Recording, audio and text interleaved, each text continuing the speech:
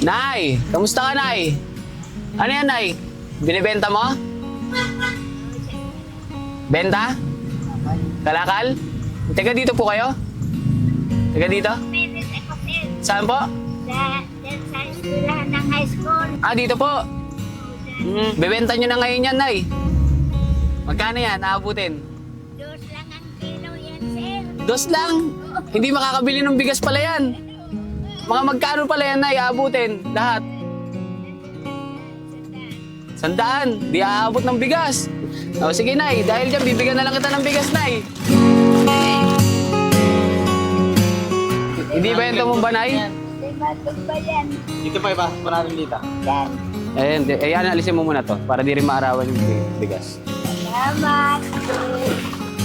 Kawan kayo ng mahal na Panginoong Diyos. Thank you po, Nanay. Yeah. Salamat, Nay. Sir, maraming salamat sa inyo. Thank you, Nay, ah. Thank you po, Nanay.